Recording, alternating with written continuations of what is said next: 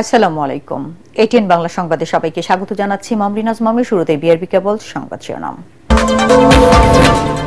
ডিসেম্বরের মধ্যে জাতীয় নির্বাচন হতে হবে, বিএনপির তারুণ্যের সমাবেশে বললেন তারেক রহমান। ভোটের প্রস্তুতি নিতে নেতাকর্মীদের আহ্বান।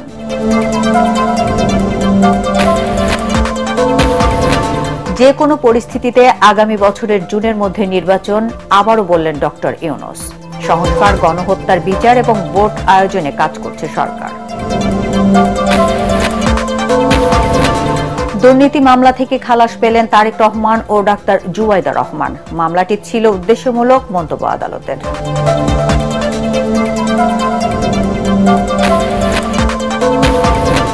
এবং ইশরাককে মেয়র ঘোষণা করে নির্বাচনী ট্রাইব্যুনালের রায় ও গেজেটের কার্যক্রম স্থগিত চেয়ে করার লিভ টু আপিলের শুনানি আজ।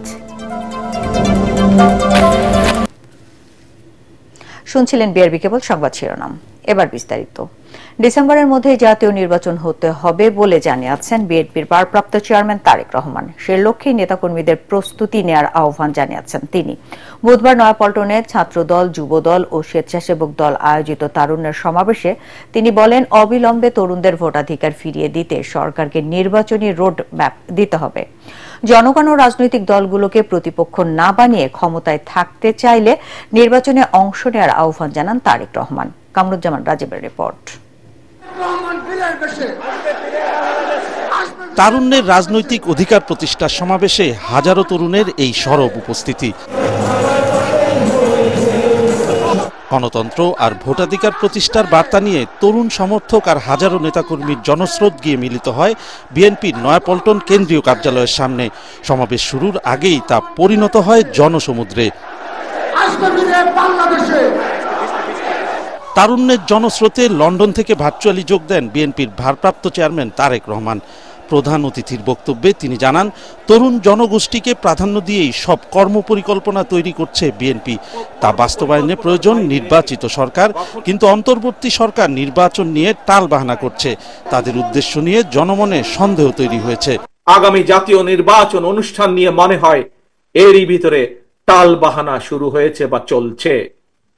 কথিত অল্প সংস্কার আর বেশি সংস্কারের অভিনব শর্তের আবর্তে ঘুরপাক খাচ্ছে আগামী জাতীয় নির্বাচনের ভবিষ্যৎ।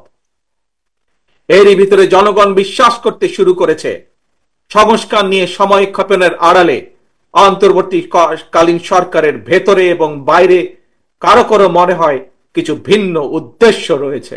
অভিযোগ করেন, আদালতের রায়ের প্রতি সম্মান না দেখিয়ে স্বৈরাচারী আচরণের পুনরাবৃত্তি করছে অন্তর্বর্তী সরকার। যারা আইনের প্রতি শ্রদ্ধা দেখায় না, যারা আদালতের নির্দেশকে অবজ্ঞা করে, তাদের কাছ থেকে আমরা কতটুকু সংস্কার আশা করতে পারি? গণতান্ত্রিকামী জনগণ এবং গণতন্ত্রের পক্ষের রাজনৈতিক দলগুলোকে দয়া করে প্রতিপক্ষ বানাবেন না। যদি আপনাদের কেউ রাষ্ট্র পরিচালনায় থাকতে চায়, তাহলে সরকার থেকে পদত্যাগ করে জনগণের কাতারে আসুন, নির্বাচন করুন। অতীতে তত্ত্বাবধায়ক সরকারের 3 মাসের মধ্যে জাতীয় নির্বাচন করার নজির রয়েছে উল্লেখ করে তারেক রহমান বলেন, ডিসেম্বরের মধ্যেই নির্বাচন দিতে হবে। ফ্যাসিবাদ মুক্ত বাংলাদেশে জনগণের সরাসরি ভোটে, জনগণের কাছে জবাবদিহিমূলক, জনগণের কাছে দায়বদ্ধ একটি সরকার দ্রুত দেখতে চায়। অন্তর্বর্তীকালীন সরকারের প্রতি আহ্বান, আগামী ডিসেম্বরের মধ্যেই জাতীয় নির্বাচন অনুষ্ঠিত হতে হবে। আবারও আমরা বলতে চাই, আগামী ডিসেম্বরের মধ্যেও জাতীয় নির্বাচন অনুষ্ঠিত হবে। নতুন প্রজন্মের প্রিয় ভাই বোনেরা, আজকের এই সমাবেশ, প্রিয় দেশবাসী, আগামী ডিসেম্বরের মধ্যে আপনারা জাতীয় নির্বাচন অনুষ্ঠান যাতে অনুষ্ঠিত হয় তার প্রস্তুতি নিতে শুরু করুন। তিনি বলেন, জনগণই বিএনপির ক্ষমতার উৎস, তারাই তাদের ভোটাধিকার আদায় করে নেবে। দিল্লি নয়, পিন্ডি নয়, নয় অন্য কোন দেশ, সবার আগে বাংলাদেশ। কামরুজ্জামান রাজীব, এটিএন বাংলা, ঢাকা।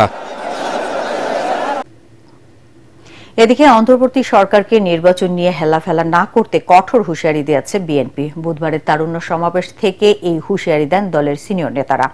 বলেন, গণতন্ত্র নির্বাচনের দাবিতে রাজপথে থাকতে বদ্ধপরিকর দেশের বৃহত্তর এই রাজনৈতিক দলটি। এদিকে ঢাকা, কুমিল্লা, সিলেট, ময়মনসিংহ সহ সারা দেশের নেতাকর্মীরা যেন এক বিন্দুতে মিলিত হয় বিএনপির এই তারুণ্য সমাবেশে। মোহাম্মদ মহসিন ও মনির হোসেনের ক্যামেরায় রিপোর্ট করছেন মাজহারুল হক মোহাজের। যে তারুণ্য পতন ঘটালো স্বৈরাচারী শাসন ব্যবস্থার, সেখানে অভ্যুত্থান পরবর্তী বাংলাদেশে সব রাজনৈতিক দলের চিন্তা ভাবনায় যেন তরুণরাই। ব্যতিক্রম নয় দেশের অন্যতম বৃহৎ রাজনৈতিক দল বাংলাদেশ জাতীয়তাবাদী দল বিএনপি। দলের ৩ সংগঠন ছাত্রদল, যুবদল, স্বেচ্ছাসেবক দলের ঢাকা, সিলেট, ফরিদপুর ও ময়মনসিংহ বিভাগের সকল ইউনিটের নেতাকর্মীদের অংশগ্রহণে নয়াপল্টন এলাকায় সকাল থেকে ঢল নামে। শুধু নয়াপল্টনেই নয়, ফকিরাপুল, বিজয়নগর, কাকরাইল ও দৈনিক বাংলা মোড় এলাকাতেও নেতাকর্মীদের উপস্থিতি ছিল ব্যাপক। প্রতিটি মোড় ও সড়ক জুড়ে সরব বিএনপির কর্মী সমর্থকরা। তরুণরা কিভাবে এই রাজনীতিতে আবার আরো বেশি বেশি করে সুযোগ পাবে, বিশেষ করে পার্লামেন্টে এবার তরুণরাই অংশগ্রহণ করবে আমার বিশ্বাস। এই তরুণরা সকল ষড়যন্ত্রকে নস্যাৎ করে দিবে, ষড়যন্ত্রকে নস্যাৎ করে বাংলাদেশের গণতন্ত্র ফিরিয়ে আনবে। সামনে নতুন প্রজন্ম, নতুন বাংলাদেশ গড়ার লক্ষ্যে সামনে এগিয়ে যাবো ইনশাআল্লাহ বাংলাদেশ জাতীয়তাবাদী ছাত্র দলের নেতৃত্বে। সম্প্রতি ঢাকা বিশ্ববিদ্যালয়ের শিক্ষার্থী সাম্য হত্যা, দক্ষিণে বিএনপি নেতা ইশরাকের মেয়র প্রসঙ্গ সহ ডিসেম্বরের মধ্যে নির্বাচনের দাবিতে সোচ্চার সবাই।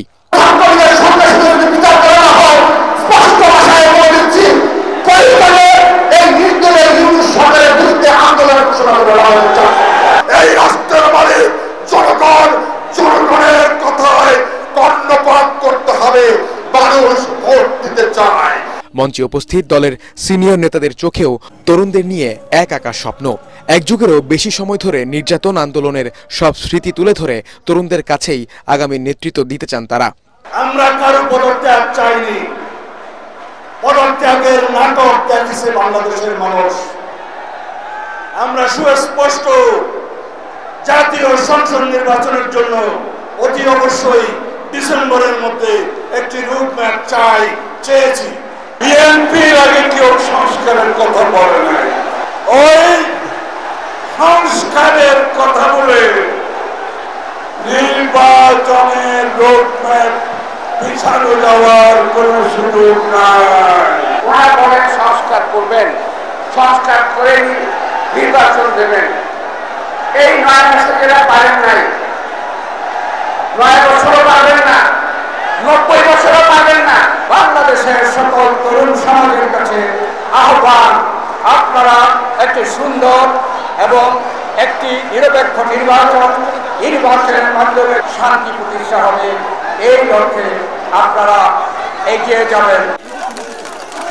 এই বিশাল সমাবেশকে বলা হচ্ছে রাজনৈতিক অধিকার প্রতিষ্ঠার সমাবেশ। জনমনে এখন প্রশ্ন একটাই, জন আকাঙ্ক্ষা পূরণে কতটা সফল হবে বিএনপি?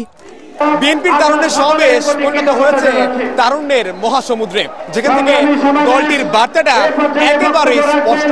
আগামী ডিসেম্বরের মধ্যেই নির্বাচনের রোডম্যাপ চায় দলটি।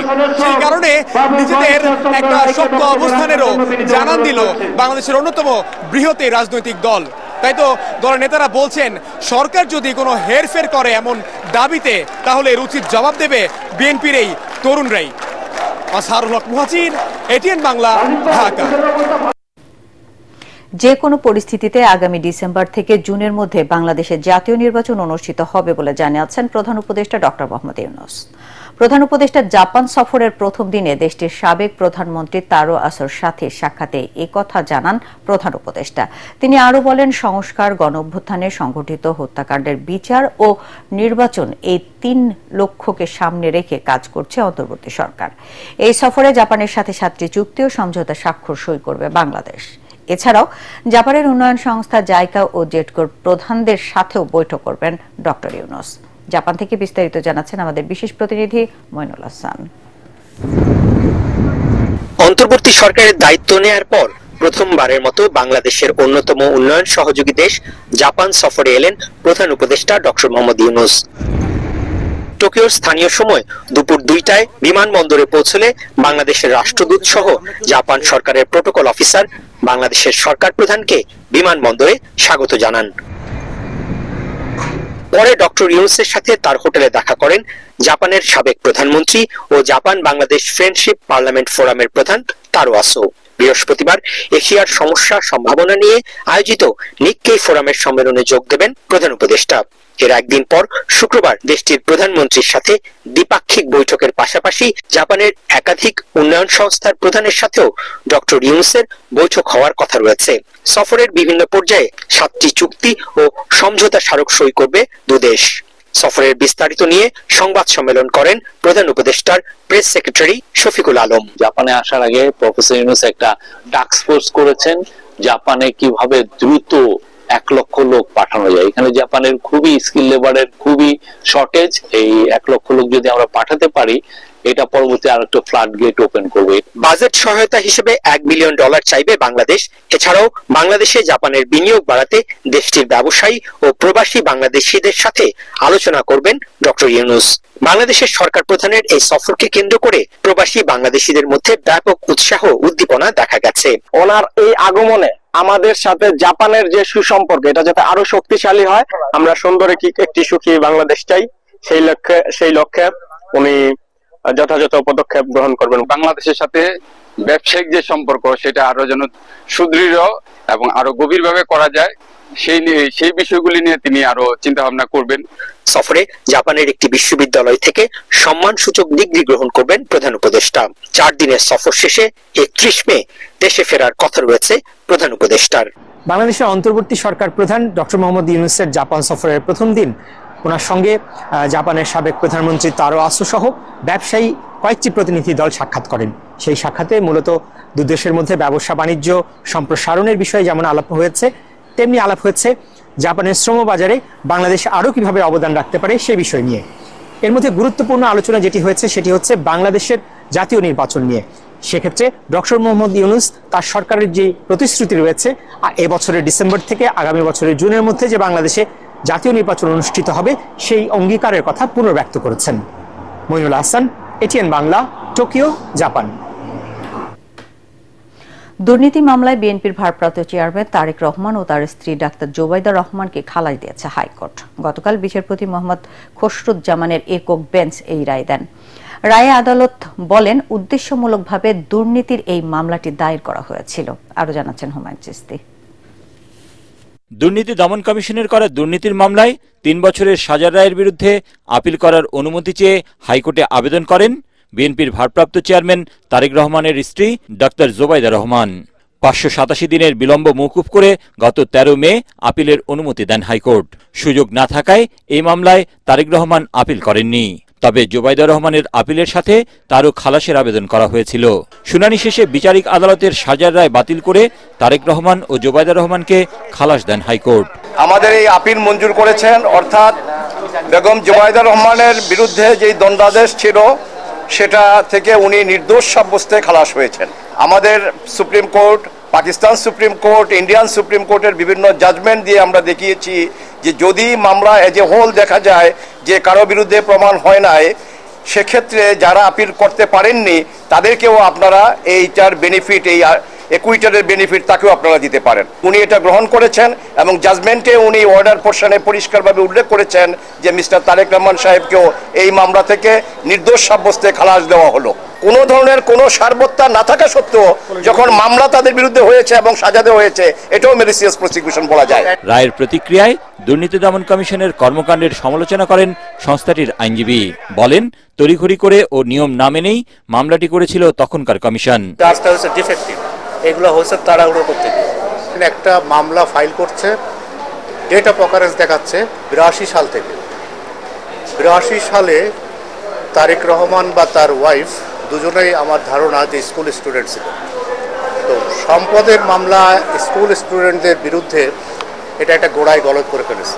আমরা মতামত জানাবো কমিশনকে। কমিশন উইল টেক ডিসিশন যে তারা আপিল করবে কি করবে না। জ্ঞাত আয় বহির্ভূত সম্পদ অর্জনের অভিযোগে 2008 সালের 26 সেপ্টেম্বর তারেক রহমান, তার স্ত্রী ডাক্তার জোবাইদা রহমান ও শাশুড়ি সৈয়দা ইকবাল মান্থ বানুর বিরুদ্ধে মামলা করে দুদক।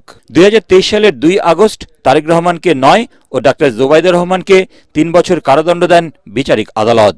একই সাথে আদালত তারেক রহমানের জ্ঞাত আয় বহির্ভূত প্রায় 2 কোটি 75 লাখ টাকার সম্পদ রাষ্ট্রের অনুকূলে বাজেয়াপ্ত করার আদেশ দেন। এছাড়া তারেক রহমানকে 3 কোটি ও ডাক্তার জোবাইদাকে 35 লাখ টাকা অর্থদণ্ড দেন আদালত। হুমায়ুন চিস্তি, এটিএন বাংলা, ঢাকা। বিএনপি নেতা ইশরাক হোসেনকে মেয়র ঘোষণা করে নির্বাচনী ট্রাইব্যুনালের রায় ও নির্বাচন কমিশনের গেজেটের কার্যক্রম স্থগিত চেয়ে করা লিপ্ট আপিলের পরবর্তী শুনানি আজ। এই দিন নির্বাচন কমিশনের বক্তব্য শুনবে সর্বোচ্চ আদালত। বুধবার প্রধান বিচারপতি সৈয়দ রেফাত আহমেদের নেতৃত্বাধীন 7 বিচারপতির বেঞ্চ আংশিক শুনানি করে বৃহস্পতিবার দিন ঠিক করবেন। আপিল শুনানিতে রিটকারীর আইনজীবী বলেন, ইশরাক হোসেন সাক্ষী, স্বাক্ষর, আবেদনের ধরন সবকিছু পরিবর্তন করে জালিয়াতির আশ্রয় নিয়েছেন। ভুল ছিল মামলার তারিখও। এ বিষয়ে নির্বাচন কমিশনের বক্তব্য শোনার প্রয়োজন বলে জানান প্রধান বিচারপতি। গত 22 মে ইশরাককে ঢাকার দক্ষিণ সিটি কর্পোরেশনের মেয়র ঘোষণা করে নির্বাচনী ট্রাইব্যুনালের রায় এবং ইসির গেজেটের কার্যক্রম স্থগিত চেয়ে করা রিট সরাসরি খারিজ করে দেন হাইকোর্ট। সেই দিনই পূর্ণাঙ্গ আদেশ প্রকাশিত হয়। ওই আদেশের বিরুদ্ধে 25 মে লিপ্ট আপিল বা আপিলের অনুমতি চেয়ে আবেদন করেন রিট আবেদনকারী।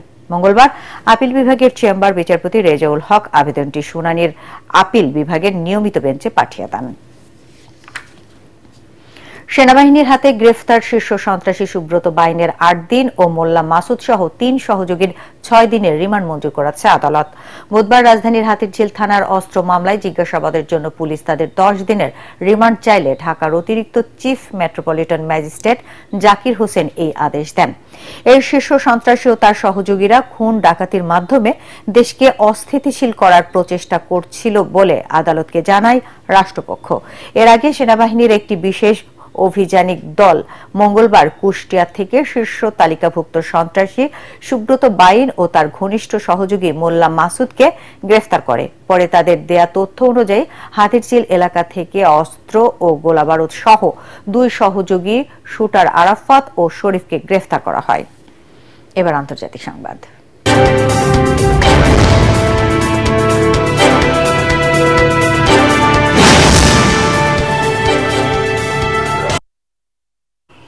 যুদ্ধবিধ্বস্ত সিরিয়ার ওপর আরোপিত অর্থনৈতিক নিষেধাজ্ঞা প্রত্যাহারের ঘোষণা দিয়েছে ইউরোপীয় ইউনিয়ন। সাবেক প্রেসিডেন্ট বাশার আল আসাদের পতনের পর ইইউ এই সিদ্ধান্ত নিয়েছে। ব্রিটিশ বার্তা সংস্থা রয়টার্স জানিয়েছে, সিরিয়ার ওপর থেকে নিষেধাজ্ঞা প্রত্যাহারের গত সপ্তাহে ইউরোপীয় ইউনিয়নের পররাষ্ট্রমন্ত্রীরা একটি রাজনৈতিক চুক্তিতে পৌঁছায়। ওই চুক্তির পর আনুষ্ঠানিকভাবে সিরিয়ার ওপর নিষেধাজ্ঞা প্রত্যাহার করে নিল ইউরোপীয় ইউনিয়ন। তবে সিরিয়ার সাবেক প্রেসিডেন্ট বাশার আল আসাদের সরকারের সাথে সংশ্লিষ্ট সব নিষেধাজ্ঞা ও নিরাপত্তা বিধিনিষেধ জারি থাকবে বলে জানিয়েছে ইউরোপীয় কাউন্সিল। এবার জানাবো খেলার খবর।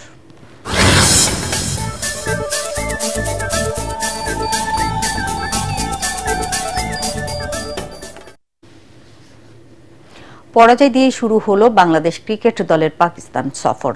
লাহোরের গাদ্দাফি স্টেডিয়ামে 3 ম্যাচ সিরিজের প্রথম টি-20তে লিটন দাসের দলকে 37 রানে হারিয়েছে পাকিস্তান। টস জিতে আগে ব্যাটিংয়ে নেমে শুরুতেই ধাক্কা খায় স্বাগতিকরা। দলের 5 রানে 2 উইকেট পড়ে যায় পাকিস্তানের। তৃতীয় উইকেটে সালমানের সঙ্গে 48 রানের জুটি গড়ে 31 রানে আউট হন মোহাম্মদ হারিস। চতুর্থ উইকেটে নওয়াজকে নিয়ে 65 রানের জুটি গড়েন। 56 রানে বিদায় নেন অধিনায়ক সালমান আগা। শেষ পর্যন্ত 7 উইকেটে 201 রানের পুঁজি পায় পাকিস্তান। রান তাড়া করতে নেমে 215 রান করে 2018 সালে কলম্বোতে শ্রীলঙ্কাকে হারিয়েছিল বাংলাদেশ, কিন্তু এবার আর পেরে ওঠেনি তারা। 164 রানে গুটিয়ে যায় বাংলাদেশ। দলের পক্ষে সর্বোচ্চ 48 রান করেন অধিনায়ক লিটন দাস। পাকিস্তানের মিডিয়াম পেসার হাসান আলী 30 রানে 5 উইকেট তুলে নেন। একই মাঠে সিরিজের দ্বিতীয় ম্যাচ হবে আগামীকাল শুক্রবার। সামিদ সোম ও ফাহমিদুল ইসলামকে নিয়ে পরবর্তী 2 ম্যাচের জন্য 26 সদস্যের দল ঘোষণা করেছে বাংলাদেশ জাতীয় ফুটবল দলের কোচ হ্যাভিয়ার কাবরেরা। আগামী 4 জুন ভুটানের বিপক্ষে প্রীতি ম্যাচ ও 10 জুন সিঙ্গাপুরের বিপক্ষে এএফসি এশিয়ান কাপ বাছাই পর্বের জন্য দল ঘোষণা করেন কোচ। পরাগারমানের রিপোর্ট। এএফসি এশিয়ান কাপ বাছাই পর্বে ভারতের বিপক্ষে ম্যাচের আগে বাংলাদেশের প্রাথমিক দলে ডাক পেয়েছিলেন ইতালি প্রবাসী ফুটবলার ফাহমিদুল ইসলাম, কিন্তু শেষ পর্যন্ত হ্যাভিয়ার কাবরেরার দলে জায়গা হয়নি তার। এবার ভুটান ও সিঙ্গাপুর ম্যাচের জন্য তাকে ডেকে এনেছে বাফুফে। ২৬ সদস্যের প্রাথমিক দলে হামজা চৌধুরীর পাশাপাশি ফাহমিদুল এবং কানাডা প্রবাসী সামিদ সোমকেও দলে নেওয়া হয়েছে। প্রথমবারের মতো দলে ডাক পেয়েছেন মোহামেডানের centre back Zahid Hasan Shanto. Keep the same level of performance, that could be enough already to get points, but we want to get the 3 points, and we are absolutely convinced that at home, in these conditions and with the full support that we are gonna get, we definitely can get 3 points on the day. গত মার্চে ভারতের বিপক্ষে বাংলাদেশের হয়ে হামজা চৌধুরীর অভিষেকের পর কানাডার হয়ে দুটি ম্যাচ খেলা সামিদ সোমকে আনার প্রক্রিয়া শুরু হয়। শেষ পর্যন্ত বাংলাদেশের হয়ে খেলার প্রক্রিয়া সম্পন্ন হয়েছে তার। Every single detail, every single player is under observation. We have reports about every single player in the league, and you can be sure that this is the list. সবকিছু ঠিক থাকলে আগামী ৩ জুন হামজা চৌধুরী এবং ৪ জুন সামিদ সোমের ঢাকায় আসার কথা রয়েছে। আর ভুটান ও Singapore দুটি ম্যাচই হবে ঢাকার জাতীয় স্টেডিয়ামে। পরাগ আরমান, এটিএন বাংলা, ঢাকা। শেষ করার আগে বিআরবি কেবল সংবাদ শিরোনাম আরেকবার। ডিসেম্বরের মধ্যেই জাতীয় নির্বাচন হতে হবে, বিএনপির তারুণ্যের সমাবেশে বললেন তারেক রহমান। ভোটের প্রস্তুতি নিতে নেতাকর্মীদের আহ্বান।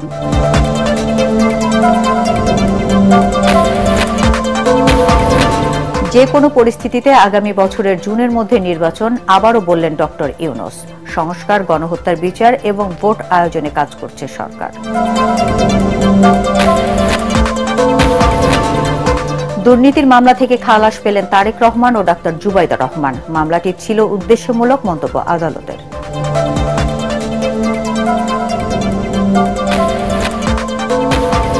এবং ইশরাককে মেয়র ঘোষণা করে নির্বাচনী ট্রাইব্যুনালের রায় ও গেজেটের কার্যক্রম স্থগিত চেয়ে করা লিভ টু আপিলের শুনানি আজ।